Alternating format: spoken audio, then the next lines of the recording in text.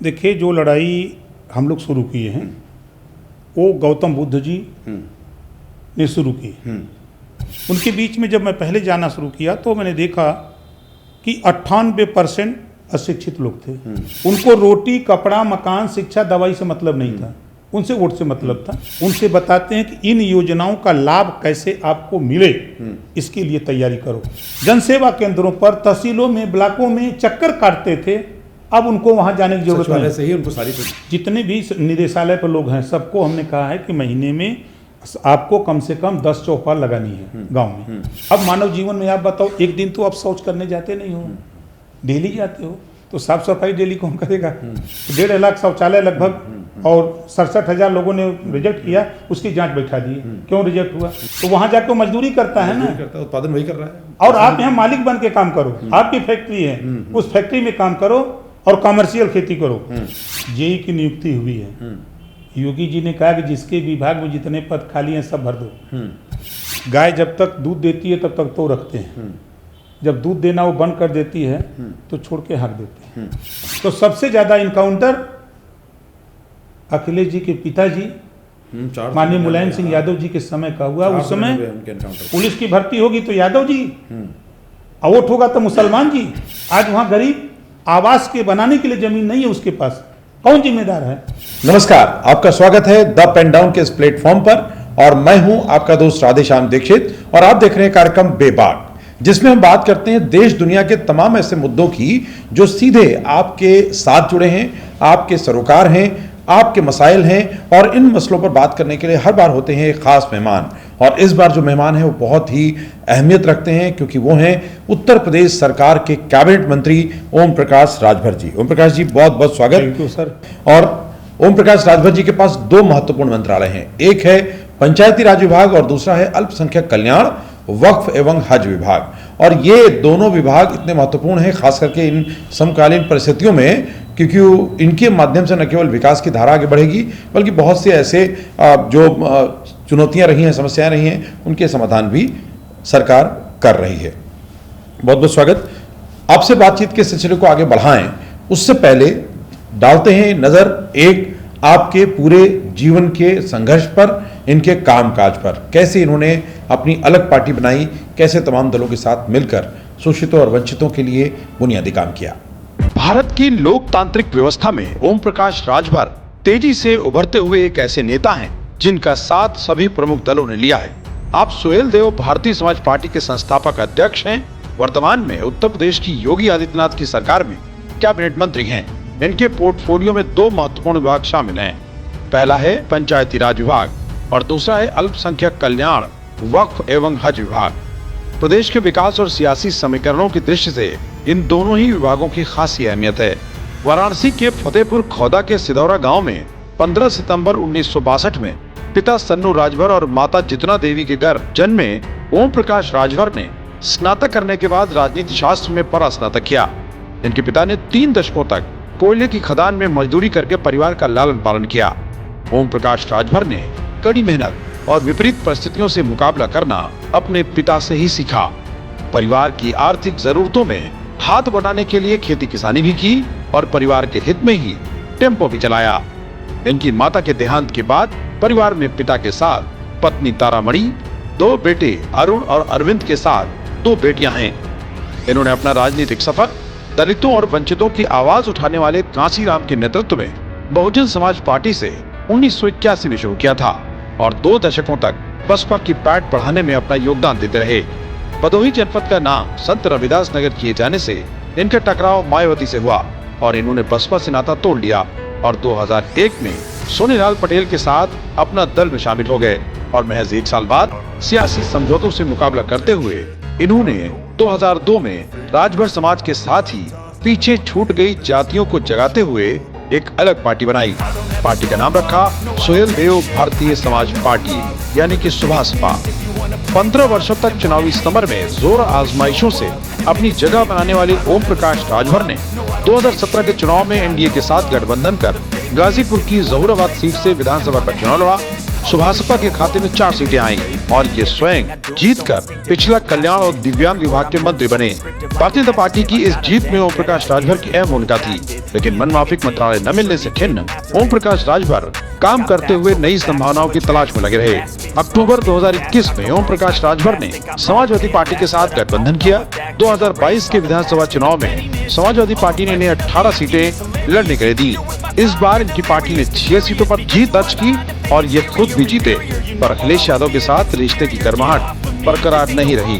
नतीजतन जुलाई 2023 में ये फिर एनडीए में शामिल हो गए और आखिरकार योगी आदित्यनाथ सरकार ने इनकी बुनियादी समझ, अनुभव और जमीनी पकड़ के मद्देनजर सबसे अहम 2 मंत्रालयों को जिम्मा सौंपा है।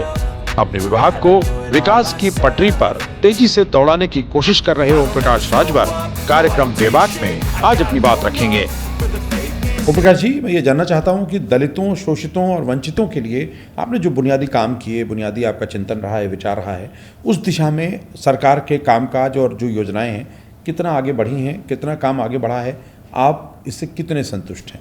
देखिए, जो लड़ाई हम लोग शुरू किए हैं वो गौतम बुद्ध जी ने शुरू की।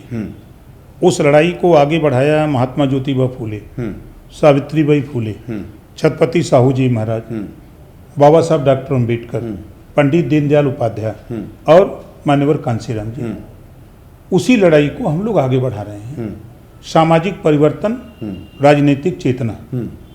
आपने देखा होगा कि इसी प्रदेश में नाई, गोंड, पाल, प्रजापति, बिंद, केवट, मल्ला, माझी, मजवार, तुरहा, तुरैया, आरा, कर्क, बंसी, बंजारा, बहेलिया, खंघार ऐसी जातियां हैं जिनको सामाजिक अगर बात करिए तो समाज से दूर थे। राजनीति में उनको राजनीतिक चेतना नहीं थी। ऐसे लोगों को मुख्यधारा में ले आने का काम हम लोग कर रहे हैं। हम अगर बात शुरू करें तो सबसे पहले हमने अपनी कम्युनिटी को, भर जाति को तैयार किया। उनके बीच में जब मैं पहले जाना शुरू किया तो मैंने देखा कि 98% अशिक्षित लोग थे। शिक्षा के वो तक पहुंच नहीं पाई अभी तक।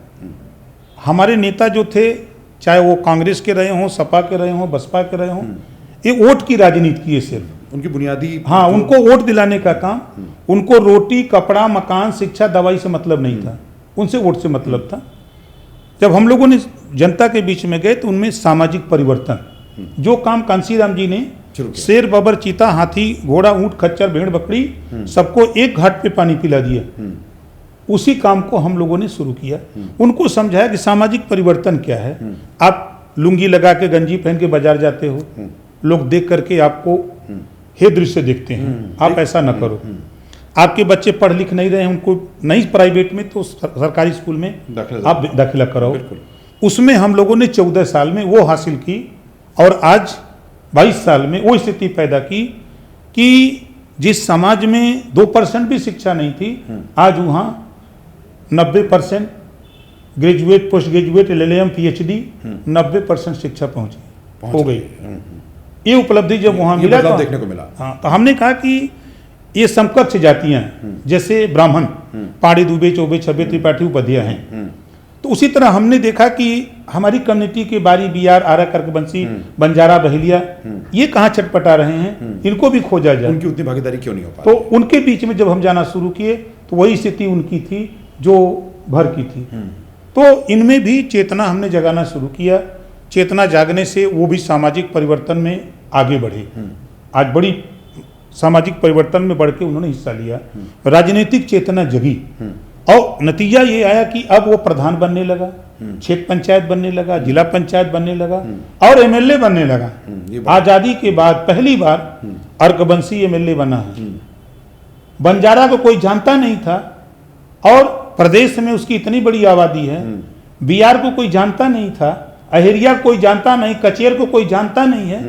10,000, 5,000, 15,000, 20,000 के विधानसभा में। तो ऐसे लोगों को हम रोटी, कपड़ा, मकान, शिक्षा, दवाई के लिए सरकार की जो योजनाएं हैं उनसे बताते हैं कि इन योजनाओं का लाभ कैसे आपको मिले, इसके लिए तैयारी करो।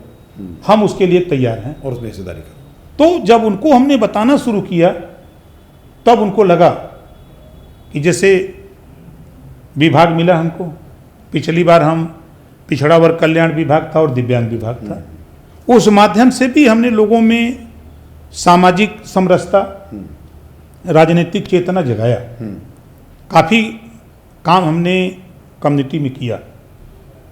और आज जब से हम पंचायती राज विभाग 14 मार्च को हमने शपथ लिया, चुनाव की सूचना जारी हो गई 16 को, 3 महीने चुनाव था, 15 जून के बाद फिर हम लोग काम पे लगे। और आज पंचायती राज विभाग में 58,000 गांव हैं उत्तर प्रदेश में। हर गांव में इस बात की चर्चा होने लगी कि अब विभाग में सुधार आएगा। मेरा भाव जगह है, लोगों का भाव जगह है, अधिकारियों में भी ये भाव जगह है कि नहीं अब बेहतर होगा, हम लोगों को काम करने का मौका मिलेगा। सरकार की योजनाएं भी उस दिशा में हाँ, तो अब जैसे हम जो भी योजना केंद्र और प्रदेश सरकार की बनती है या बनी है, तो हम जैसे एक पार्टी हैं, एक बड़ा संगठन हमारा प्रदेश में है, 75 जिला अध्यक्ष हैं, 18 मंडल अध्यक्ष हैं। हम उत्तर प्रदेश को 4 भागों में बांट दिए हैं, क्षेत्रीय 4 अध्यक्ष बना दिए हैं, एक मुख्य अध्यक्ष बना दिए हैं। तो अलग अलग क्षेत्रीय अध्यक्ष जैसे वो अपने कोई 20 जिला, कोई 22 जिला, कोई 18 जिला, इस तरह का उनको काम दे करके वहाँ भी संगठन को हमने बनवा दिए। तो हम जब बैठक करते हैं, जैसे अभी आपने देखा कि उससे जागरूकता, हाँ, तो उनको बताना यही बताते हैं कि आप गांव में जाओ तो उनको बताओ कि हम 12,000 रुपया व्यक्तिगत शौचालय के लिए दे रहे हैं। आप फार्म भरे हो, जैसे मुझे जानकारी हुई कि 1.5 लाख के ऊपर लोगों ने आवेदन किया, 67,000 से ज़्यादा। किस योजना में? व्यक्तिगत शौचालय। अच्छा, सरकार, केंद्र सरकार की स्कीम है कि 12,000 रुपया शौचालय बनाने के लिए वो प्रोत्साहन राशि कुछ आप लगा लो और आप शौचालय बना लो। जो राष्ट्रपिता महात्मा गांधी जी का सपना है, जो उनकी सोच है, उस काम को आगे बढ़ाने के लिए जो माननीय प्रधानमंत्री माननीय नरेंद्र मोदी जी ने जो संकल्प लिया है, और उत्तर प्रदेश में जो उनके संकल्प को पूरा करने के लिए योगी जी के नेतृत्व में हम लोग काम कर रहे हैं। तो हम लोगों को बता रहे हैं कि 12,000 रुपया हम शौचालय बनाने के लिए दे रहे हैं। आप खुले में शौच न करो, उससे गंदगी फैलती है और उससे और भी समस्याएं, हाँ, और समस्याएं पैदा होती, बीमारी पैदा होती, तमाम तरह की दिक्कतें। तो उनको ये जानकारी, जैसे कि 1.5 लाख के ऊपर लोगों ने आवेदन किया, तो विभाग मेरे पास है, 67,000 लोगों का फॉर्म रिजेक्ट हुआ। हमने जांच बैठा दी कि 67,000 लोगों का फॉर्म क्यों रिजेक्ट हुआ, उसका कारण स्पष्ट करो। तो अलग अलग विभाग, अपने विभाग के अलग अलग सबको बांट करके, किसी को 5,000, किसी को 2,000, किसी को 1,500, जिस तरह की कैपेसिटी जिसकी है, हमने प्रदेश की इसकी जांच शुरू करा दिया कि अब अगर उसमें कोई अधिकारी गलत किया है तो उसको सजा भी देंगे। तूने ऐसा क्यों किया? जब सरकार की मंशा है और देना है तो आपके घर का नहीं है, सरकार का पैसा उसको दो। तो ये इस बात की जानकारी हम लोग दे रहे हैं। जैसे लोग पहले क्या था कि गांव में सरकार की मंशा है, जो महात्मा गांधी जी का सपना। ओम प्रकाश जी, एक बहुत महत्वपूर्ण सवाल, चूंकि आप अब एनडीए का हिस्सा हैं और अब आप मंत्री हैं एनडीए की तरफ से योगी आदित्यनाथ जी की सरकार में, केंद्र और राज्य की जो योजनाएं हैं उनका व्यापक असर क्या आपको ज़मीनी तौर पर देखने को मिल रहा है? कोई उनका प्रभाव आप देख पा रहे हैं? क्या कुछ आपको दिख रहा है? क्योंकि बहुत सी योजनाएं हैं और जनता तक क्या उनकी पहुंच हो पा रही? उस सपने को साकार करने के लिए ही पंचायती राज विभाग का गठन हुआ है।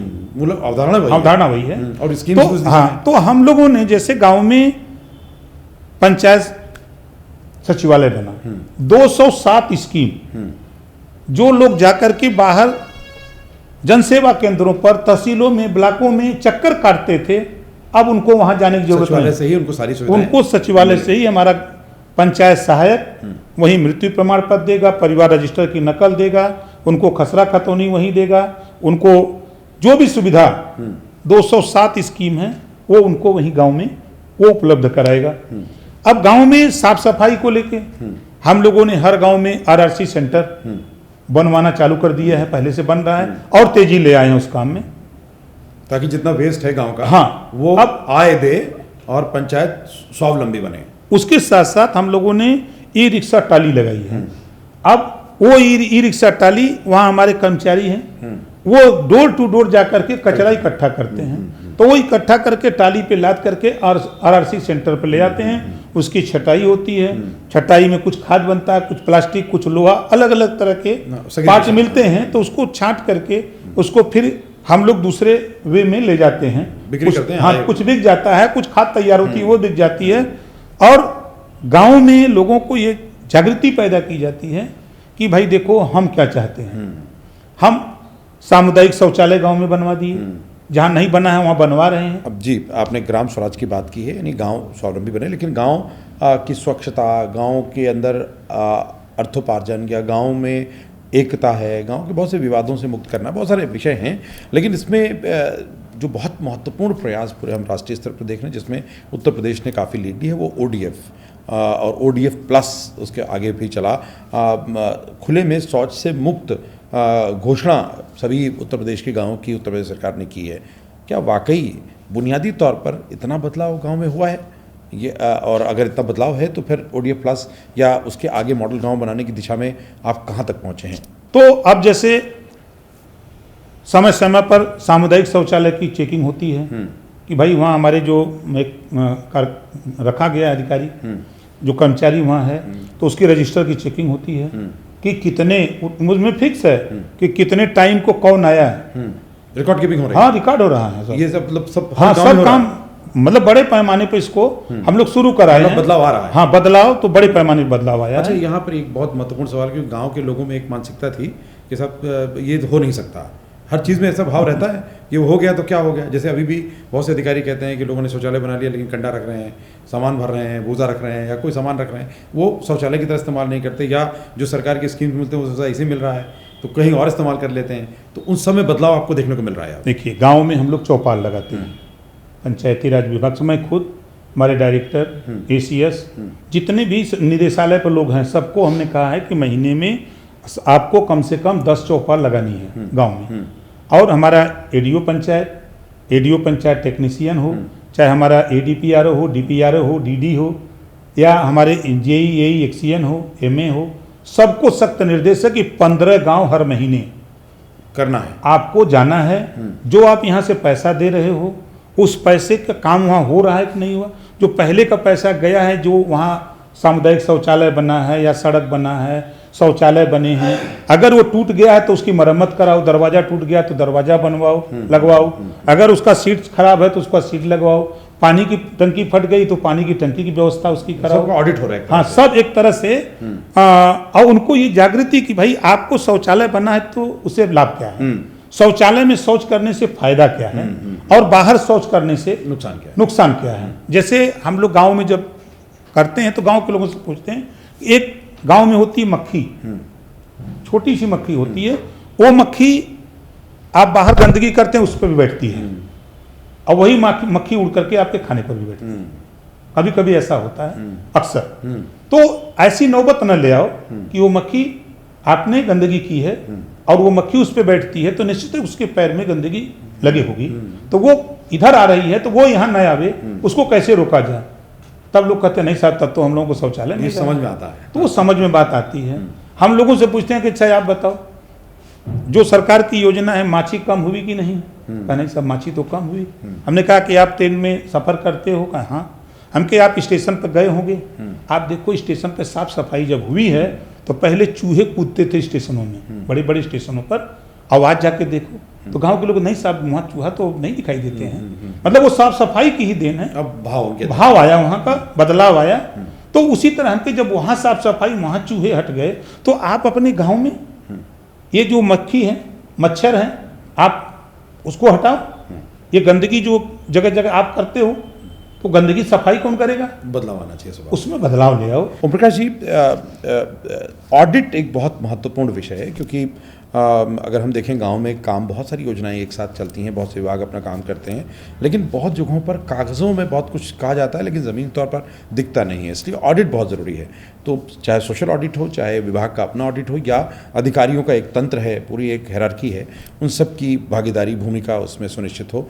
इसको और बेहतर कैसे कर रहे हैं ताकि गुणवत्ता भी काम की अच्छी हो, काम भी हो, और लोगों को वो काम दिखे भी, और उनका भरोसा न केवल सरकार के प्रति कायम हो बल्कि वो भागीदारी भी उनकी बढ़े। जन सहभागिता, लोगों को समझाना बार बार। जैसे भगवान के दर्शन के लिए मंदिर जाते हैं हम बार बार मंदिर जाते हैं और ये मानते हैं कि भगवान तक पहुंच नहीं हाँ, पाते, पहुंच नहीं और पाते। गहराई से अपने और भाव से- मेहनत करें हो सकता है मिल जाए। तो उसी तरह उनको हम लोग समझाते हैं कि एक दिन में देखो, एक दिन का काम नहीं है। अब मानव जीवन में आप बताओ, एक दिन तो आप शौच करने जाते नहीं हो, डेली जाते हो, तो साफ सफाई डेली कौन करेगा? तो उनकी बात ये समझ में आती है कि नहीं भाई, ये नेता तो सही है बोल रहा है, ये सही समझा रहा है, हम लोग गलत हैं, हम लोग करना चाहिए। हम कहते हैं कि अगर आपको शौचालय नहीं तो हमसे पैसा लो, आप शौचालय बनवाओ, कोई दिक्कत हो तो हमको बताओ। जो शौचालय पहले के बने अगर टूट गए हैं तो हमसे पैसा लो, हमारे अधिकारी बैठे हैं, ये आपका दरवाजा लगा देंगे, आपका जो भी टूटा फूटा प्लास्टर बनवा लगा देंगे, टंकी अगर दिक्कत है पानी की, हैंडपंप खराब है तो हैंडपंप बनवा देंगे, आप बताओ अब क्या चाहिए? तो कहते नहीं सब तो बहुत अच्छा है। ओम प्रकाश जी, एक बड़ा अहम सवाल यहाँ पर आ रहा है कि गांव में त्रिस्तरीय जो पंचायत व्यवस्था है उसमें ग्राम सभा के क्रियान्वयन, बेहतर जो योजनाएं उनके क्रियान्वयन के लिए 6-7 समितियां हैं, उन सब समितियों की भूमिका बड़ी अहम है। लेकिन हम व्यवहार में ये देखते हैं कि अधिकांश जगहों पर इनकी बैठकें नहीं होती या इनकी भागीदारी बहुत कम होती है, कागज़ों पर ही काम पूरा किया जाता है। इनकी सक्रियता, इनकी भूमिका, इनकी जिम्मेदारी, इनकी जवाबदेही और बेहतर बनाने के लिए पंचायती राज विभाग क्या कर रहा है? देखिए, हम लोग हर गांव में पंचायत भवन बन रहे हैं। अब उस पंचायत भवन का उद्देश्य है कि हम सभी सुविधा वहीं देंगे, सेंट्रलाइज हो जाए हाँ। सबको। अब हम लाइब्रेरी वहाँ बनाने जा रहे हैं। अच्छा, अब वहाँ बच्चे जो गरीब कमज़ोर लोग हैं उनको जो भी विषय वो पढ़ना चाहें, वो पुस्तकें भी रहेंगी। हाँ, वो पुस्तक मिलेगी। अब वो जिस भी नौकरी के लिए तैयारी कर रहे हैं वो पुस्तक भी उनको वहाँ हम देंगे, वो पढ़ते हैं। तमाम जगहों पर हमने देखा कि लाइब्रेरी खुली है और लाइब्रेरी में बच्चे 20, 25, 50 अपना आते हैं, इत्मीनान से पढ़ते हैं। उनसे हम जाते हैं तो मिलते हैं, क्या भाई क्या हाल है, मतलब ये बदलाव हाँ हाँ। अरे मैं जाकर देखा तो मुझे खुद आश्चर्य हुआ, बच्चे लगे बताने कि साहब हम लोग एकदम बहुत अच्छा है और हम लोगों को कुछ नहीं था, लेकिन यहाँ आकर के कंप्यूटर यहाँ लगा हुआ है, हम लोग कंप्यूटर सिखाने वाले यहाँ हैं, हम लोग कंप्यूटर, कोई कंप्यूटर सीख रहा है, कोई कुछ कर रहा है, कुछ पढ़ रहा है। तो हर तरह की बात तो हमने कहा बदलाव दिख रहा है, हाँ बहुत साफ बदलाव है। तो चीज़ें हम लोग वहाँ धरातल पे, अब जैसे लाइब्रेरी सरकार की तरफ से भी जी, लाइब्रेरी और ऑपरेशन त्रिनेत्र बहुत महत्वपूर्ण योजना है, खास करके गांव की सुरक्षा के लिए पूरे प्रदेश में लागू है। सीसीटीवी कैमरे हर चौराहे पर, मोड़ पे, गांव में लग रहे हैं, बड़े पैमाने पर लगने जा रहे हैं। कुछ गांवों ने तो बहुत सफलता से हाँ, निभाई है। वही अब अगर हम लोग का मकसद है कि ब्लॉक में 10 गांव ऐसे चयनित करो, ताकि लोग उसको देखें। पहले सेचुरेट करो। जब वो सेचुरेट होगा तो बगल वाले गांव के आम आदमी प्रधान को कहेंगे, कहो प्रधान, हाँ, काहे नहीं लगा वो देख के प्रधान इतना बढ़िया काम करे, तू मर्दबा काहे नहीं करता है? तो प्रधान को होगा कि यार देखो अब रोज अब हमसे कह रहे हैं, तो प्रधान भी वहां जाकर के उनको भी एक लगेगा कि हम भी प्रधान है, वो भी प्रधान है, अगर वो कर सकता तो हम क्यों नहीं कर सकते? तो हम उनको जाकर के, जैसे अब हम जो सेचुरेट हो गया सब, बगल वाले प्रधान के यहाँ हमारे अधिकारी जाते हैं, हम लोग जाते हैं जगह जगह, तो हम लोग उनसे पूछते हैं, कहा भाई वो गांव गए थे? कहाँ सब गए थे? हम कहे तो आपके गांव में क्यों नहीं हो सकता? ऐसा हो सकता है? हम कहे तो क्यों नहीं कर रहे हैं? क्या चाहिए बोलिए, चलो हम आपको क्या चाहिए बताओ, जो जो चाहिए हम देते हैं। तो जो कहते हैं तुरंत उनको उपलब्ध करा दिया जाता है, पैसा उपलब्ध करा दिया जाता है। जनता फिर डिमांड करेगी। हाँ,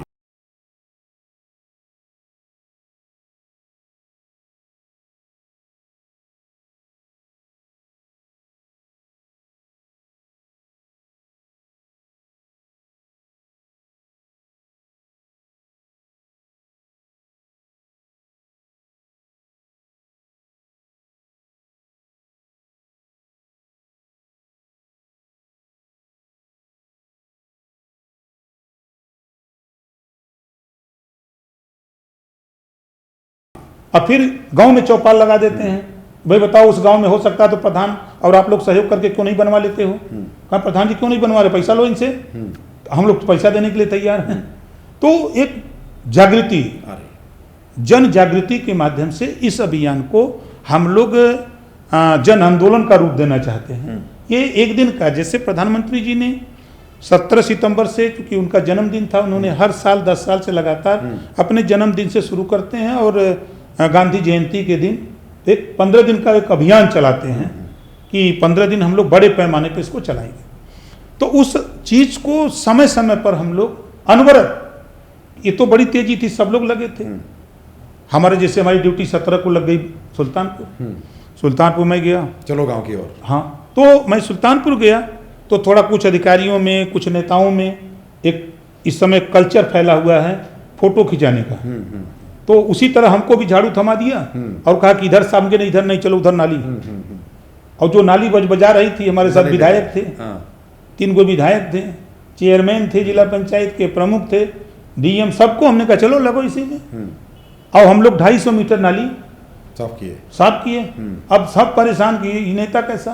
तो हम लोगों को सलाह देते हैं कि जिस काम के लिए हम जहाँ जाएं वो जरूर करें, वो काम जरूर करें। भले हम 4 घंटा की बजाय 1 घंटा करें, आधा घंटा करें, लेकिन कुछ सही काम करें, सही काम करें, लोगों को सही मैसेज दें। ये संदेश हम उस दिन 17 को गए, 18 को विभाग का कार्यक्रम था यहाँ मुख्यालय पर, निदेशालय पर, वहाँ थे, आज भी निदेशालय पर समापन का जो प्रधानमंत्री कार्यक्रम का था, पुरस्कार वितरण और चीज़ें जो प्रोत्साहन के लिए। तो लोगों में एक भावना जग रही है स्वच्छता के प्रति। जो काम गांधी जी ने, राजनीतिक तो आज़ादी मिल गई, लेकिन जो उनका सपना था कि ग्राम स्वराज, और आज लाल बहादुर शास्त्री जी की भी जयंती। ये बहुत महत्वपूर्ण आपने गांधी जी का जिक्र किया, और मैं अपने दर्शकों को बता देना चाहता हूं कि आज जो हम बात कर रहे हैं ओम प्रकाश राजभर जी से, पंचायती राज मंत्री, अल्पसंख्यक कल्याण विभाग के मंत्री, आपसे जो बात हो रही है, आज गांधी जयंती का दिन है, 2 अक्टूबर का दिन है। क्योंकि गांधी जयंती की जब हम बात करते हैं तो चूँकि महात्मा गांधी न केवल वो बैरिस्टर थे, बल्कि उन्होंने ग्राम स्वराज, खास करके गांव के आमूल चूल बदलाव के लिए बुनियादी चिंतन किया, विचार किया, और उसको ज़मीन पर उतारने के लिए पूरे देश की यात्राएं की। लाल बहादुर शास्त्री जी का भी आज जन्म दिवस है, और उनकी जयंती के जब हम दिशा में बात करते हैं तो जय जवान जय किसान का नारा उन्होंने दिया। किसानों की बात होती है, जवानों की बात होती है, सबको सशक्त करना है, सबको साथ लेकर चलना है। तो इस दिशा में मैं ज़रूर आपसे ये समझना चाहता हूँ कि इसमें अगर आप देखें तो प्रधानमंत्री आवास की बात है, रोटी कपड़ा और मकान, सबको शेल्टर भी मिलना है।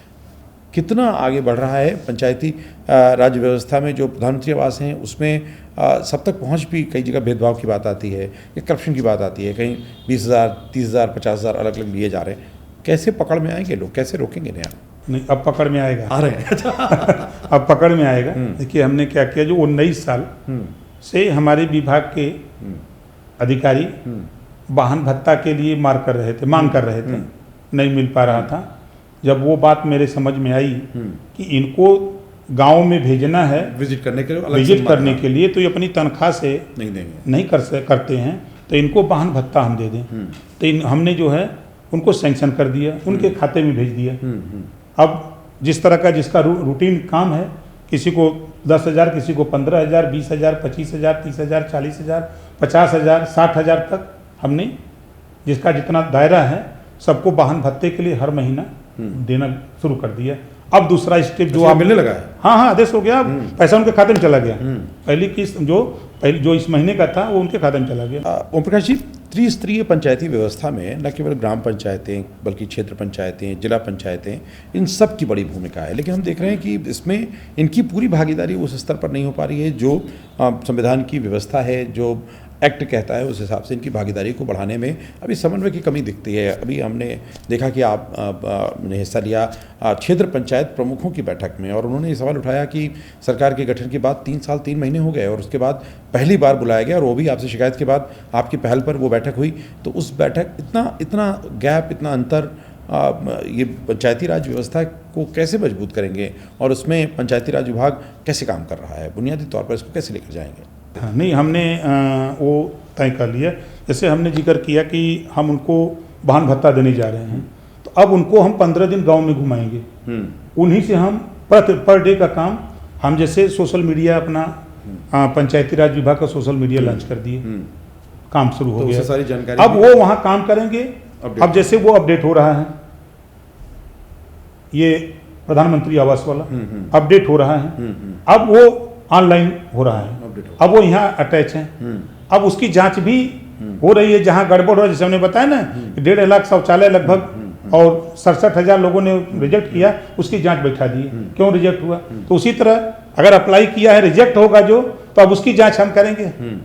तो जांच में जो दोषी पाया जाएगा भाई हम आपको पैसा दे रहे हैं तो वहीं उसी नाते कि देखो शौचालय का पात्र है कि नहीं, उसके यहाँ रास्ता बन रहा है तो कंप्लीट हुआ कि नहीं, उसके सामुदायिक शौचालय सुचारू रूप से चल रहे हैं कि नहीं, हैंडपाइप गांव में है तो हैंडपाइप पानी चल रहा है कि नहीं, खराब है तो बना क्यों नहीं, आप उसकी निगरानी करो। फोटो पर डे का फोटो चाहिए, आप 15 दिन जाओगे तो फोटो खींचोगे और वो फोटो यहाँ पहुंचाओगे और उसको प्रधान से और वहाँ 5 लोगों से प्रमाणित होगा। अकेले नहीं कर सकते, नहीं अकेले कर सकते।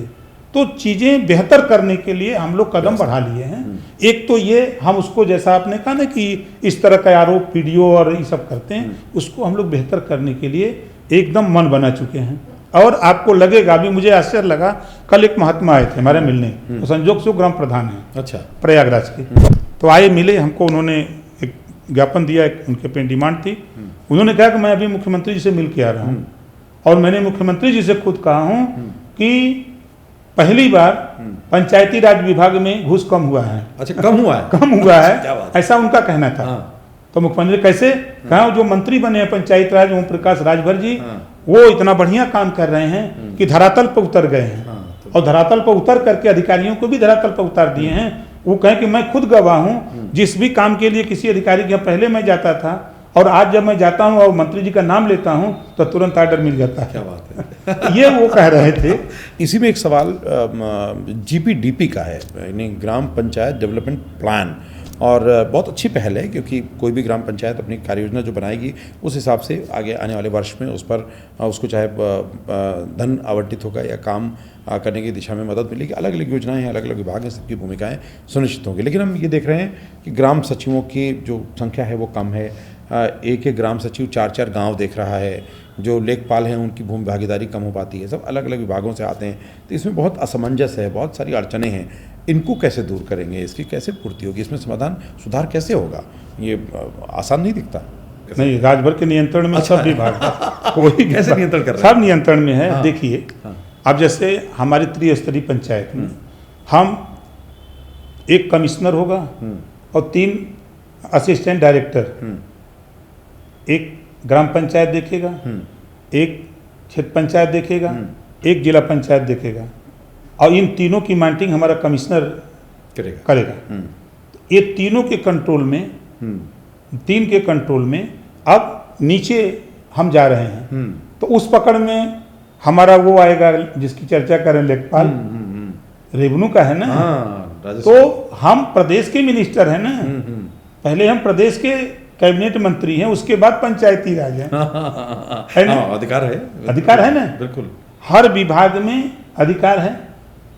तो फिर जिस दिन रेवेन्यू की मीटिंग लेगा राजभर जिले में, भाई बताओ ये लेखपाल की शिकायत है, चलो आओ सब लोग इधर सामने, DM होंगे, SDM होंगे, तहसीलदार होंगे, लेखपाल होंगे, कानूनगो होंगे, भाई शिकायत है, मुख्यमंत्री जी जो बात कर रहे हैं ये नोट कर लो। कल तक क्या हुआ हम नहीं जानते, लेकिन आगे बेहतर हम चाहते हैं, आगे हम बेहतर चाहते हैं और बेहतर करने की तैयारी करो।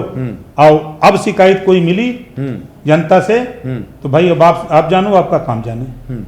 तो हम उधर पहल भी शुरू किए हैं, अच्छा रिस्पांस भी है, जनता में अच्छा रिस्पांस भी है। और आपको 6 महीने के अंदर परिणाम देखने को मिलेगा। आपको वो चीज मिलेगा कि जो सपना प्रधानमंत्री जी सोच रहे हैं और मुख्यमंत्री जी सोच रहे हैं, वही चीज धरातल पे पंचायती राज विभाग करके दिखाएगा। ओम प्रकाश जी, मैं समझता हूँ ये सवाल आपके जीवन से जुड़ा हुआ है क्योंकि आपने खेती किसानी की है, आपके पिता जो है वो कोयले खदान में काम करते थे और परिवार जो है वो आर्थिक चुनौतियों के साथ 2-4 होता रहा है और आप वाराणसी से आते हैं। तो आप बुनियादी तौर पर आपने गांव के दर्द को, ग्रामवासियों के दर्द को, किसान की समस्याओं को, चुनौतियों को, बेरोजगारों की मुश्किलों को ठीक से समझा है। आपने टेम्पो भी चलाई है और ये मुझे लगता है कि आपसे बेहतर कौन समझेगा। गांव, क्योंकि भारत गांव का देश है और उत्तर प्रदेश में ग्रामीण क्षेत्र की आबादी बहुत बड़ी है, किसानों की आबादी बहुत बड़ी है। बिना उनके विकास के गांव के विकास की संकल्पना कैसे पूरी होगी, इस पर आप क्या सोचते हैं? जब मैं गांव में चौपाल लगाता हूं तो ज़्यादातर किसान भी आते हैं, तो मैं किसान को भी समझाता हूं। ऐसा नहीं कि हम खाली पंचायती राज में साफ सफाई और उसी सड़क निर्माण की बात करते हैं। हम उनको समझाते हैं कि देखो किसान, यहाँ हमारे किसान भाई जितने लोग हो, आप एक किसान हो, आपके पास 4 बीघा, 5 बीघा, 2 बीघा, 10 बीघा खेत है। आप उसी खेत को अपनी फैक्ट्री मान लो, फैक्ट्री मान के काम करो। जिस तरह आपका बेटा किसी की फैक्ट्री में काम करता है तो वहां जाके वो मजदूरी करता है ना, करता है, उत्पादन वही कर रहा है। और आप यहाँ मालिक बन के काम करो, आपकी फैक्ट्री है, उस फैक्ट्री में काम करो और कमर्शियल खेती करो। हम बताते हैं उनको कि कमर्शियल खेती में आपको क्या क्या लाभ है। आप 4 साल लगातार गेहूं की खेती 1 बीघा करो और कमर्शियल खेती में 10 बिस्सा गाजर बो करके आप खाली 10 बिस्सा गाजर लगा दो, 4 साल में जितना गेहूं की आमदनी होगी, भूसा दाना जुताई करने के बाद बचेगा, उतना 10 बिस्सा में गाजर में आप पैदा कर लोगे। प्रॉफिट आप 4 साल का भी आपको मिल जाएगा। और एक एटीएम की तरह से हर दिन आप बाजार जा रहे हैं, पैसा आ रहा है, और ज्यादा कमाना चाहते हो उस 10 बिस्से गाजर से, और भी सब्जियां तो साथ में आपके लगा परिवार में है, आप रोज उसमें से 1 कुंटल खुदाई करो, धुलाई करो, 1 कुंटल बाजार ले जाओ, 1 कुंटल ठेला तो खरीद लो। तो ये आपने सब किया है। हमने किया। ओम प्रकाश जी, इसी से एक और सवाल आ रहा है कि अभी महिलाओं की भागीदारी, खास करके ग्रामीण क्षेत्र की देखें तो क्योंकि इंटीरियर गांव हैं, उनमें महिलाओं को अवसर कम मिल पाए हैं। हालांकि अगर ग्रामीण आजीविका मिशन की बात करें तो उसके माध्यम से अभी कृषि सखी नई पहल सरकार की रही है। उसके पहले बीसी सखी हम देखें, बिजनेस कॉरेस्पोंडेंट सखी या वादा सखी देखें, विद्युत सखी देखें, वैसे बहुत सारे कार्यक्रम, बहुत सारी पहल की गई है ताकि उनको लखटकिया दीदी बनाया जाए। लेकिन महिलाओं की भागीदारी ग्रामीण क्षेत्रों के संदर्भ में, खास करके पंचायतों के बिना पर अगर आप देखें तो बहुत बड़ी चुनौती है। सरकार ने तो नया कानून भी पास कर दिया है, 2025 से वो लागू भी होगा, लेकिन पंचायती राज विभाग इसमें क्या कदम बढ़ा रहा है और आप इसमें क्या बदलाव देख पा रहे हैं? क्या वाकई उतनी भागीदारी, उतनी भूमिकाएं, उनकी हिस्सेदारी सुनिश्चित होगी? देखिए, हमने पहले कहा कि गौतम बुद्ध जी के शुरुआती लड़ाई महात्मा ज्योतिबा फूले, महात्मा ज्योतिबा फूले ने जब अपनी पत्नी सावित्रीबाई फूले अशिक्षित थे, उनको पढ़ाया लिखाया, पढ़ा लिखा करके फिर उनको अध्यापक बनाया, फिर विद्यालय खोला, फिर बच्चियों को पढ़ाना शुरू किया। प्रथम शिक्षिका देश में माता होती है सावित्रीबाई फूले। अच्छा, प्रथम शिक्षिका सावित्रीबाई फूले की देन है। उस समय जो संविधान में बाबा साहब ने लिखा वर्ग, सामान्य वर्ग, पिछड़ा वर्ग, अनुसूचित और जनजाति वर्ग, सभी वर्ग की महिलाओं को पढ़ने लिखने का अधिकार नहीं था। उस कानून को अगर कोई तोड़ा तो सावित्रीबाई फूले ने तोड़ करके महिलाओं को पढ़ने लिखने का अधिकार दिया। आज करोड़ों बेटियां, बहन बेटियां पढ़ रही हैं और कोई ऐसा विभाग नहीं है।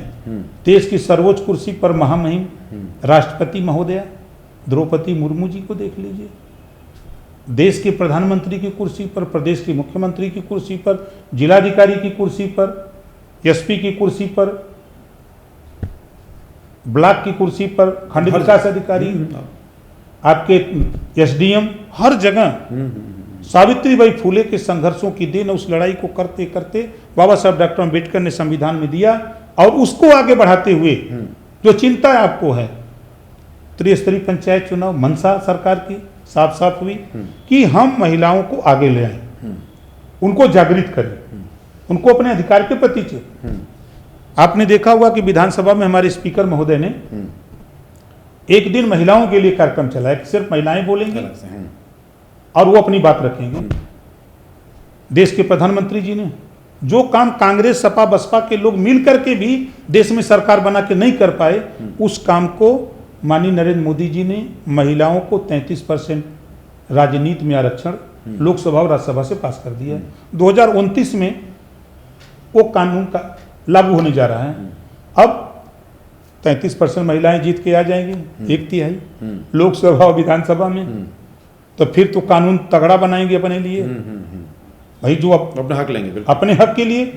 तो जो आपके मन में जो दर्द है, हम जो काम नहीं कर पाए, आप नहीं कर पाए, वो संविधान के दायरे में जो मोदी जी ने की सोच है, योगी जी की सोच है, इस सोच को आगे बढ़ाते हुए जब वो चुन के आएंगे तो अपने अधिकार के लिए डट जाएंगे।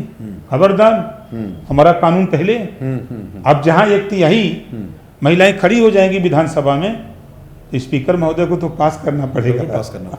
तो ये चीजें उनको जागृत करेंगी। राजनीति में जब वो यहाँ आने लगे, जैसे वो अभी जिला पंचायत चेयरमैन तक हैं राजनीति में, अब वो विधानसभा और लोकसभा में रिजर्वेशन में आएंगे, आ तो रही हैं, लेकिन अब वो रिजर्वेशन में बड़ी संख्या में 1/3 अब हिस्सेदारी होगी। तो अब उनके लिए दिक्कत नहीं है। अब वो अपने लिए बेहतर कानून, अपने लिए जो 50% आबादी है उनको अब आरक्षण वो लड़ के ले लेंगी खुद वहाँ पहुँचते ही।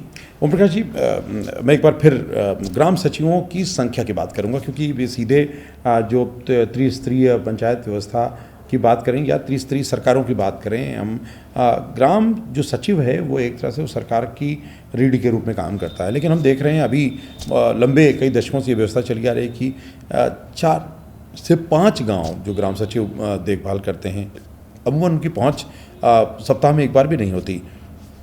कैसे वो कार्यक्रम बनाएंगे, कैसे वो बुनियादी कार्यक्रमों की निगरानी करेंगे, कैसे उनका ब्यौरा रखेंगे, कैसे वो फाइल्स बनाएंगे, ये बहुत बड़ी अड़चन है। और एक तरफ आप रोज़गार बढ़ाने की बात करते हैं, आप एक तरफ बेरोज़गारों को अवसर देने की बात करते हैं, तो सरकार इस पर क्या कर रही है? संख्या कैसे बढ़ेगी, कब बढ़ेगी, ताकि ग्राम पंचायतों में नियमित एक ग्राम सचिव काम करे, हर दिन उसकी हाजिरी हो, तो शायद प्रगति ज़्यादा होगी काम की, विकास की, और बुनियादी ढांचे पे और ज़्यादा जोर दे पाएंगे। अभी 15,000 भर्ती ग्राम पंचायत सचिव की हमने किया है अपने विभाग में। 15,000 अब आ रहे हैं, उनको नियुक्ति देने जा रहे हैं। तो बहुत बड़ा आंकड़ा है। जेई की नियुक्ति हुई है। योगी जी ने कहा कि जिसके विभाग में जितने पद खाली हैं सब भर दो। अगर आयोग से होना तो आयोग को चिट्ठी लिखो, वो करे, जो आप लोगों से होने लायक है वो करो। ये उन्होंने स्पष्ट निर्देश दिया। आपने बेरोजगारी की बात की, इतनी अच्छी अच्छी योजनाएं हैं, गांव तक पहुंच नहीं रही हैं।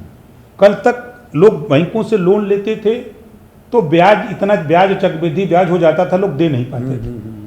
लेकिन नई स्कीम मुख्यमंत्री युवा कल्याण योजना आई है नई, उस योजना में 21 साल से 40 साल के लोगों को 5 लाख लोन मिलेगा और ब्याज सरकार देगी। अभी इस कैबिनेट में अभी फैसला हुआ है। ब्याज मतलब पहली बार ब्याज मुक्त ऋण। आश्चर्यचकित बात है बिल्कुल बिल्कुल कि अब लोग 5 लाख लेके अपना काम करें, ब्याज जो होगा सरकार भरेगी, आप आमदनी कमाओ और कमा करके छानो घोटो, बैंक का पैसा जमा करते रहो।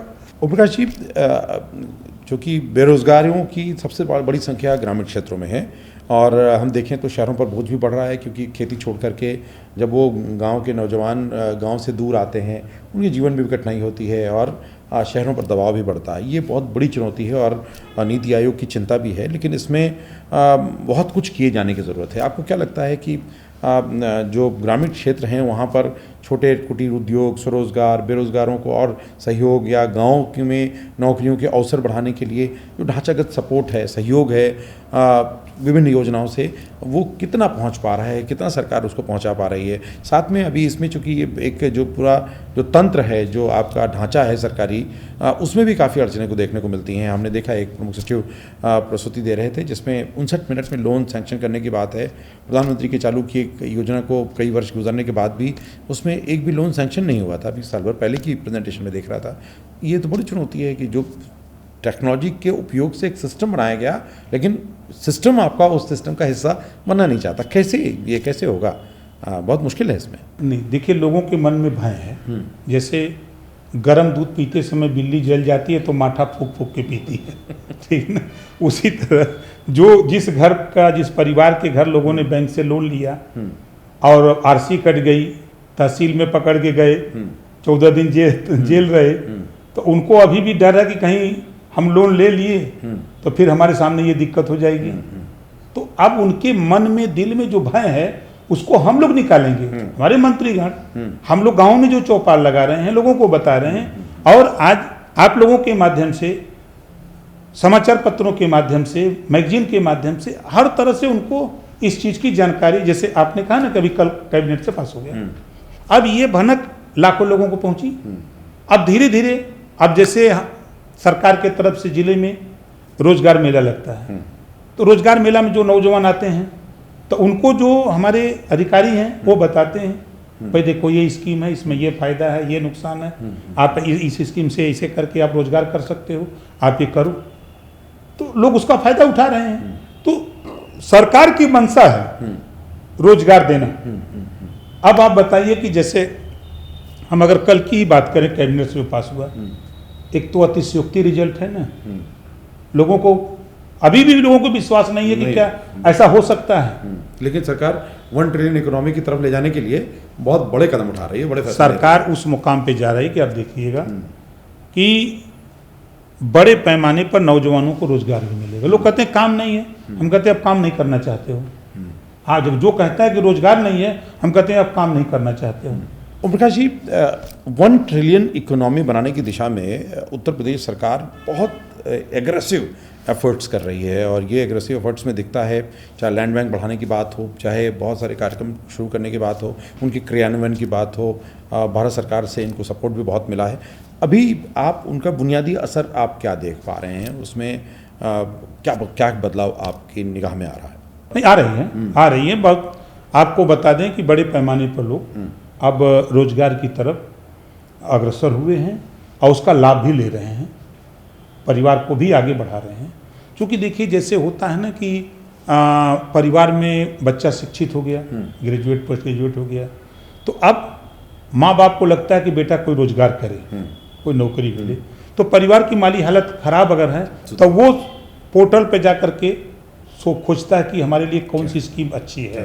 तो वो स्कीम, पढ़ा लिखा नौजवान स्कीम देख करके फिर वो उससे लाभ लेने का वो पूरी ताकत से फिर अधिकारियों के संपर्क में आता है, हम लोगों तक आता है। तो हम लोग भी उसकी मदद करते हैं। बैंकों से फ़ोन करना है, मैनेजर को उनको बताते हैं कि भाई ये काम क्यों नहीं करते, अगर सर भेज दीजिए, तुरंत कर देते हैं। तो जहाँ उनको दिक्कत होती है, अगर हम लोगों से संपर्क में आते हैं तो हम लोग भी उनकी मदद करते हैं। एक संकल्पना है हमारे जो लोकतांत्रिक व्यवस्था में कि ग्राम सभाएं, जो ग्राम पंचायतें हैं वो स्वावलंबी हों, उनके पास आय के स्रोत हों, चाहे वो प्राकृतिक स्रोत हों, चाहे उनके पास इंफ्रास्ट्रक्चर डेवलपमेंट हो, चाहे वो लैंड बैंक है उसके ज़रिए वो उत्पादन करें, या बहुत सारे ऐसे काम। लेकिन कुछ ही पंचायतों में इस तरह की गतिविधियां हो पाई हैं। अभी हमने देखा OSR खाता आपने खुलवाया, पंचायत विभाग की तरफ से इनिशिएटिव हुआ, और लेकिन अभी उन खातों में जो आय दिखनी चाहिए उसका रिफ्लेक्शन कम हुआ है। कैसे बनेंगी स्वावलंबी, आत्म स्वावलंबन की तरफ या आत्मनिर्भरता की तरफ पंचायतें, और तेज़ी से कैसे आगे बढ़ेंगी? क्या ढांचा है, क्या रोड मैप है, क्या प्रयास है? जो हमारे जिला पंचायत की ज़मीनें हैं, जो शहरों में हैं, सड़क के किनारे हैं, तो वहाँ दुकानें बना करके, बड़ी मज़े की बात है कि जिला पंचायत की ज़मीनें ऐसे ऐसे जगह पर हैं। हमने पूरे प्रदेश का आंकड़ा हमने देखा कि 20 शहर में ज़मीन है खाली पड़ी है, सड़क के किनारे ज़मीन है, ऐसे ऐसे जगह, और जहाँ लोग पहल किए जागरूकता की वजह से।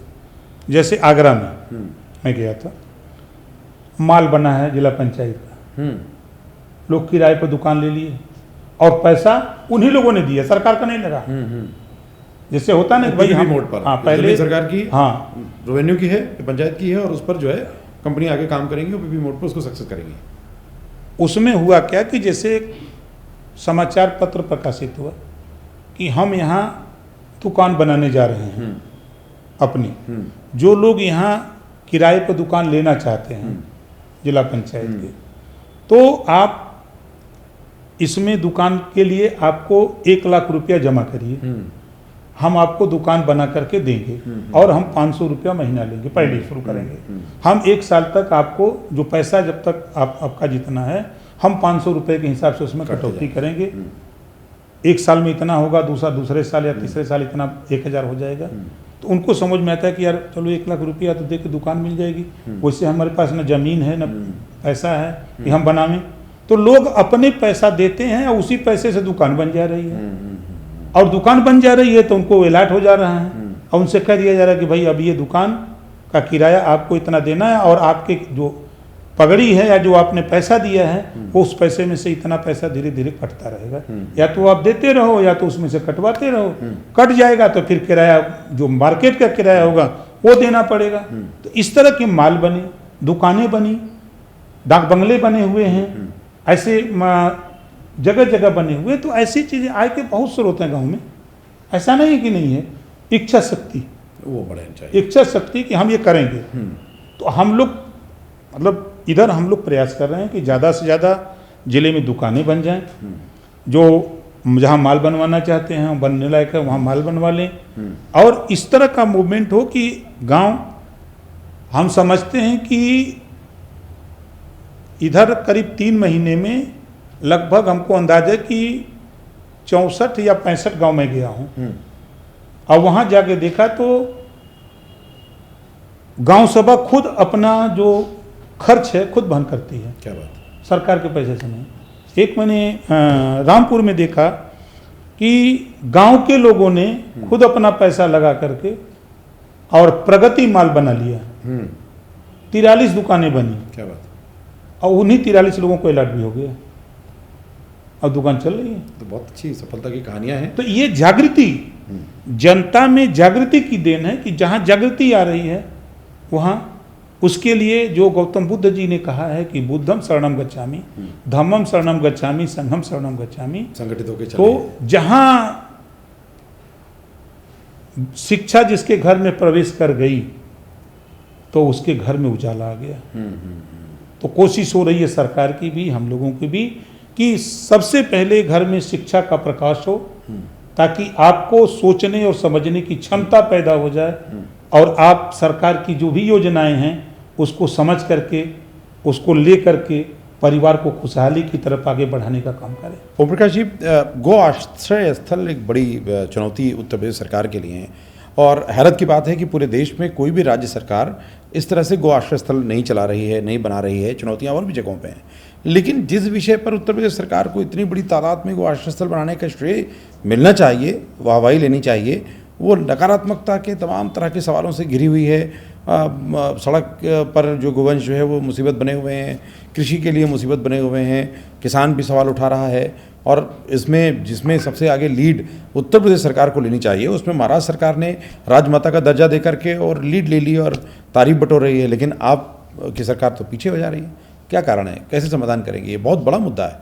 नहीं, देखिए, वो लोग शिकायत करते हैं, गाय जब तक दूध देती है तब तक तो रखते हैं, जब दूध देना वो बंद कर देती है तो छोड़ के हाँक देते हैं, वही लोग शिकायत करते हैं। वैसे गोवंशों को सरकार की मंशा है कि हम गौशाला खोल करके उनको वहाँ व्यवस्थित करें ताकि किसान का नुकसान ना हो, किसी तरह की क्षति ना हो, और वहाँ उनको भोजन के लिए, पानी के लिए व्यवस्था की गई। जैसे जो पशु दूध नहीं दे रहा है, लोगों ने हक दिया, तो अब उसकी उपयोगिता कैसे हो, तो उसके लिए उनके गोबर से गोबर गैस प्लांट बैठा दिए गए। गोवर्धन योजना पर मैं चाहूँगा कि आप जोड़ते चलें इसमें। अब बहुत महत्वपूर्ण योजना है गोवर्धन योजना, और इस योजना के ज़रिए पूरे प्रदेश में जो इकाइयाँ हैं, ख़ास करके जो बायोगैस बनाने के लिए, बायो कंपोस्ट बनाने के लिए, या उसकी स्लरी से आप जैविक खाद बनाने के लिए लिक्विड, और उसके अलावा बहुत तरह के आय के स्रोत भी खड़े हो रहे हैं और एक बहुत बड़ा प्रयास है ये, लेकिन इसका प्रचार प्रसार, इसके बारे में जागरूकता कम है। तो गोवर्धन योजना के माध्यम से अब हमको आय होने लगी, तो उनको और राशन के लिए व्यवस्था होने लगी। तो सरकार की मंशा एकदम क्लियर है, हम बेहतर करना चाहते हैं, किसान की भी क्षति ना हो, सड़क पर जो घूम रहे हैं आवारा पशु, तो उनको हम गोवंश आश्रम जो बना हुआ, गौशालाएं, उसमें उनको हम पहुंचा दें। ये छुट्टा हम छोड़ करके हाँक न दें, ताकि वो जब छोड़ देते हैं तो दिक्कत होती है कि कुछ दिन तो घूम करके वहीं गांव के आसपास और सड़क के किनारे, जैसे बरसात हो रही है तो बरसात में वो आके सड़क पर रहते हैं, दिन भर तो वो किसानों की फसल चरते हैं, और जब शाम हो गई तो आ गए सड़क पर, तो दिक्कत राहगीरों को भी होती है। तो उनसे भी हम निवेदन करेंगे कि अगर ऐसा आपका हो गया तो आप आराम से आपके जहाँ भी गौशाला है वहाँ पहुँचा दीजिए, कोई दिक्कत नहीं है। सरकार तो अब उत्तर प्रदेश में सरकार की स्पष्ट मंशा है कि हम उन छुट्टा पशुओं को इकट्ठा करके उनको भोजन, पानी, रहने की व्यवस्था के लिए उन्होंने गौशाला खोली गई, हम लोगों ने, सरकार ने खोली, तो सरकार का क्या दोष है? और विरोधी, देखिए विरोधी तो कुछ करता नहीं, आपको सही बता दें, कुछ लोगों ने मान लिया है हम विरोध करेंगे, हम कुछ करेंगे नहीं। आप कल आपकी भी सरकार होगी, हो सकती कल आप आ जाओ, ये योजना बंद तो कर नहीं सकते, छोड़ करके गौशालाओं से पशुओं को हाँक नहीं सकते, या जो हम लोग सड़क बना दिए उसको खोदवा नहीं दोगे, जो हम लोग ये ग्राम पंचायत भवन बना दिए हैं या सचिवालय बना दिए हैं, तो आप कहोगे कि ये तो एनडीए सरकार ने बनाया, हम इसको नहीं चलने देंगे। ऐसा आप नहीं कर सकते, उसको उसी को आगे बढ़ाओगे। तो आप विरोध के बजाय सुझाव बेहतर हो कि ये दिक्कत है, यहाँ ऐसे अगर हो। देखिए, हमारा अपना मानना है, सूबे के मुख्यमंत्री योगी आदित्यनाथ जी, पूर्व मुख्यमंत्री अखिलेश जी, कोई बात हो तो आप मुख्यमंत्री से मिलने में क्या दिक्कत है? आप मायावती जी हैं, राहुल जी हैं, आप लोग एक तरफ विरोध करते हो अडानी अंबानी के, और उनके बेटे की शादी में रसगुल्ला खाने चले जाते हो काट से दिल्ली, आपने देखा भी? बिल्कुल बिल्कुल। तो आप वहां जा सकते हो और रात को गुलदस्ता लेकर के योगी जी से मिल लोगे, मोदी जी से मिल लोगे। लेकिन इन सब चीजों के लिए कि ये दिक्कत हो रही है, इसमें कैसे सुधार हो, ये मेरा सुझाव है। इसको अगर समझदारी आप में हो या ये हमारा सुझाव अच्छा हो तो इसको अमल में कर लीजिए।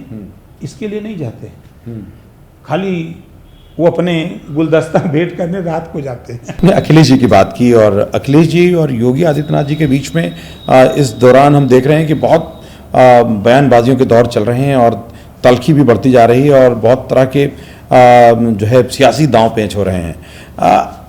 मैं ये जानना चाहता हूँ कि आप ये जो तमाम तरह के इनपुट्स आपके पास आ रहे हैं, जातियों का मुद्दा बहुत बढ़ा हुआ है और लगातार विपक्ष, खास करके अखिलेश जी तो बहुत लगा रहे हैं, पूरे विपक्ष आप पे आरोप लगा रहा है कि आप चुन चुनकर कुछ खास जातियों पर निशाना साध रहे हैं, और अगर इनकाउंटर होगा तो उन्हीं का गिरफ्तारी होगी, उन्हीं की, और अगर उनके खिलाफ कार्रवाई होगी तो सबसे तेजी दिखती है, बुलडोजर चलता है, सारे काम उन्हीं के खिलाफ होते हैं। आप लोग भेदभाव बरत रहे हैं, ये बहुत गंभीर आरोप है आप पर। आप ही बताइए, अपराधी की कोई जाति नहीं होती, पहली बात तो ये उनको नहीं समझ में आ रही। ये उनको समझ में आती है, वो जातिवाद करते हैं। एक मंगेश यादव मारा गया तो नंगा नाच सपा वालों ने किया। जो आंकड़ा है, उस आंकड़े में 67 मुसलमान अपराधी मारा गया, इनकाउंटर हुआ, 20 ब्राह्मण, 19 राजपूत, 16 यादव और 17 जाट और गुजर, 24 अति पिछड़ा, 26 अन्य। इतना हमारे जानकारी में।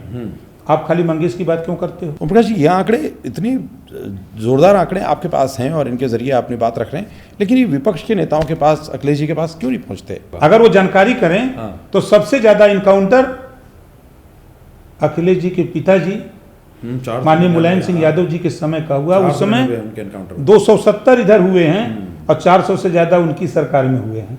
ओम प्रकाश जी, एक बहुत बड़ा मुद्दा जिसको, जो आपका एजेंडा रहा है, आपने बड़ा संघर्ष किया उसके लिए, वो है राजभर को एसटी का दर्जा देने के लिए। इसकी लड़ाई आपकी बहुत दशकों से चल रही है और इसमें काफ़ी कुछ काम भी हुआ, लेकिन अभी तक ये दर्जा नहीं मिला। और बड़ी उम्मीद है आपके वोटर्स को, आपके समर्थकों को और बुनियादी तौर पर उस पूरे समाज को कि जिसको इसके लाभ मिलेंगे।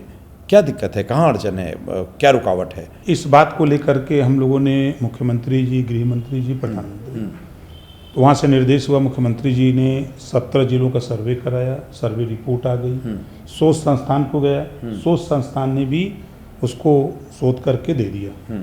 अब वो कुछ ही दिनों में भारत सरकार को जाएगा। ये किसी जाति को किसी श्रेणी में सूचीबद्ध करना आरजीआई का है, रजिस्ट्रार जनरल ऑफ इंडिया का है। तो अब ये सिस्टम यहाँ से प्रस्ताव जाएगा केंद्र को, तो लोकसभा और राज्यसभा से पास होगा, आरजीआई जाएगा, आरजीआई से फिर लोकसभा राज्यसभा आएगा, फिर यहाँ आएगा, फिर यहाँ विधानसभा, विधान परिषद और विधानसभा, तब जाकर के वो कानून बनेगा। समय लगेगा। उस लड़ाई को हम लोग लगे हुए हैं। हम लोगों से जो बात हो रही है, चर्चा हो रही है, उसमें हम लोग बराबर संघर्ष में लगे हैं। यानी परिणाम आने वाला। हाँ, अब लोग सोचते हैं कि जल्दी क्यों नहीं हो जा रहा। भाई जल्दी हो जा रहा तो आपकी सरकार थी तो आपने क्यों नहीं कर दिया? अगर जो लोग कह रहे हैं तो कल बसपा की सरकार थी 4 बार, आपने क्यों नहीं आदेश कर दिए? 4 बार सपा की सरकार थी, 50 साल कांग्रेस की सरकार थी, आपने क्यों नहीं कर दिया? राहुल जी तो साफ साफ कहते हैं कि भैया पिछड़ों को, दलितों को, अल्पसंख्यकों को हिस्सा नहीं मिला। अरे तेरी सरकार महाराज 50 साल थी, आप अपने ही पैर में कुल्हाड़ी मार रहे हो, कह रहे हो कि हमने नहीं किया, उन्हीं की सरकार थी। और मजे की बात की, अब विपक्ष को हम क्या कहें, हम बोलते हैं तो लोग बहुत चिढ़ते हैं, और बोलते भी ज़्यादा हैं। नहीं, हम ज़्यादा नहीं बोलते हम इतने बोलते हैं कि बताइए 20% मुसलमान है, ये बोरा का बोरा वोट देगा सपा को, और जब सरकार बनाने की बात आएगी तो यादव जी हो जाएंगे मुख्यमंत्री। इनको अकल नहीं, इनके नेताओं को, मुस्लिम जो लीडर हैं सपा में, कांग्रेस में, बसपा में, इनके नेताओं को अकल नहीं है, वहाँ इनको बोलना चाहिए। आप कहीं गांव की साफ सफाई करने में ये कुछ राजनीतिक साफ सफाई का इरादा तो नहीं है? नहीं, ये राजनीतिक, देखिए राजनीति में लोगों को ले आने की कोशिश करते हैं कि भाई ये डिमांड वहां क्यों नहीं करते कि हमारा भी हक है, हमको भी बनाओ मुख्यमंत्री, खाली हम वोट देंगे, बोरा का बोरा वोट लेते हैं और खाली झोरा थमा देते हैं मुसलमानों की, जाओ। ये कौन सा ड्रामा करते हैं? इस नाते उनके लीडरों को, मुस्लिम लीडरों को समझाते हैं हक मांगो, हिस्सा मांगो। पुलिस की भर्ती होगी तो यादव जी, और वोट होगा तो मुसलमान जी। तो मुसलमान जी पूछो कि सिपाही में, लेखपाल में, ग्राम सेवक में, बीडीओ में, एसडीएम की भर्ती में कितना मुसलमान हुआ? नेताओं से पूछो अपने, ये नेता अपने नेता से पूछे, लेकिन ये पूछने की कुवत नहीं है लोगों के पास। इसी नाते हमसे कहते हैं मुसलमानों की बात क्यों करते हैं? कांग्रेस के एक नेता हमसे बहस की, हमके चाहिए बताओ, आज़ादी के बाद नौकरियों में 38% मुसलमान था, और इतना कांग्रेस आपने विकास कर दिया और सपा बसपा ने कर दिया कि आज 1% नहीं है। बताओ भाजपा दोषी है, हम दोषी हैं कि कांग्रेस दोषी है? कहीं आपसे बात नहीं कर सकते। और अब बातचीत को हम आखिरी दौर में लेके चल रहे हैं। बस आखिरी एक सवाल, आज 2 अक्टूबर है और आप भी ग्राम स्वराज की बात करते हैं, और एक और हैं चूँकि आपकी पार्टी बिहार में अपने काफ़ी दखल देने की कोशिश की है, और इन सभी जो भी शोषितों, दलितों और वंचितों का मुद्दा है, बिहार बहुत बड़े पैमाने पर उठाता रहा है। जातिगत जनगणना भी वहाँ हुई और अब वहाँ आंकड़े भी सामने हैं कि किसकी हिस्सेदारी कितनी है, भागीदारी कितनी है। प्रशांत किशोर जी ने अपनी पार्टी लॉन्च कर दी है, जन स्वराज पार्टी, और उसकी घोषणा भी कर दी है, और एक तरह से वो चुनौती दे रहे हैं, और वो चुनौती भी एनडीए को ही मिल रही है जिसका आप हिस्सा हैं। नीतीश कुमार जी सर की जो सरकार है उस पर सीधे आरोप हैं गंभीर, और वो कह रहे हैं कि बिहार को बदलेंगे। उनकी चुनौती आप कितना गंभीर मानते हैं, कैसे देखते हैं आप, कैसे इसको काउंटर करेंगे? आप घबराइए नहीं, 100 सोनार की 1 लोहार की। 27 अक्टूबर को हम नवादा जा रहे हैं और 17 नवंबर को हम अरवल जा रहे हैं। हम 5 कार्यक्रम बिहार करने जा रहे हैं। 38 जिले में, 36 जिले में हम ठीक किए हुए हैं, और 27 तारीख को ही उनको भी पता लग जाएगा। जब सरकार बनाना होता है, गुड़ा गणित करना होता है, तो सब तो करते हो, लेकिन जिनके लिए काम करते उनके विषय में ये तो सोच के कहते कि बिहार में अभी चकबंदी नहीं हुई, आप चकबंदी कराओ तब हम आपकी मदद करेंगे। आप उस समय तो नहीं बोल सकते, आप हम आपके साथ हैं, लेकिन आप क्या करोगे? है हिम्मत उनकी? नहीं बोल सकते। आज वहां गरीब आवास के बनाने के लिए जमीन नहीं है उसके पास, कौन जिम्मेदार है? सबसे ज्यादा विवाद है जमीनों के, विवाद है। तो हम कहते हैं कि भाई जब सरकार जमीन खरीद के पूंजीपतियों को फैक्ट्री लगाने के लिए दे सकती है, तो गरीबों को बसाने के लिए जमीन खरीद के क्यों नहीं दे सकती है 2 डिसमिल 3 डिसमिल? बिल्कुल। हम चल रहे हैं 27 को, प्रशांत जी को भी समझ में आ जाएगा कि तूफान कहाँ से आ गया। तो आज की बात को हम यहीं विराम देंगे, और ओम प्रकाश जी आपको द पेन डाउन से बातचीत करने के लिए और बेबाकी से अपनी बात रखने के लिए, और पंचायती व्यवस्था के अंदर बहुत से ऐसे लकुना हैं, लूप होल हैं, चुनौतियां हैं जिनके समाधान के लिए बहुत आपने अपने स्पष्ट बात रखी है, और हमें खुशी है कि इससे बहुत से लोगों को लाभ भी होगा और उनको इससे मदद भी मिलेगी और समझ भी बड़ी होगी आपकी। बुनियादी चुनौतियां, बहुत से सवाल होते हैं जिनके बारे में जागरूकता कम होती है, लेकिन ये पूरा पॉडकास्ट आपको काफ़ी कुछ इंसाइट्स देगा, जागृति देगा, ऐसा हम मानते हैं। और आपके दूसरे विभाग की जो अल्पसंख्यक कल्याण है उस पर अगले पॉडकास्ट में आपसे बात करेंगे, ताकि उससे जुड़े हुए मुद्दे भी उसमें आएँ। बहुत बहुत धन्यवाद आपको, और आप सबको भी बहुत बहुत धन्यवाद हमें सुनने और इस पॉडकास्ट को देखने के लिए। आपके फीडबैक की प्रतीक्षा रहेगी। अपना फीडबैक कमेंट बॉक्स में दें, और साथ में लाइक, शेयर, सब्सक्राइब करना कतई ना भूलें। ये आपकी जिम्मेदारी भी है, और आपके इस हौसला अफजाई से हमें हमारी ताकत बढ़ती है और हम आगे बढ़ते हैं। और हम फिर अगले अंक में हाजिर होंगे एक और मेहमान के साथ, एक और शख्सियत और कुछ और अहम मुद्दे जो सीधे आपके जीवन को प्रभावित करते हैं। तो देखते रहिए द पेन डाउन, और अगर आप शेयर करेंगे अच्छा लगेगा। नमस्कार, दीजिए अनुमति हमारी पूरी टीम को।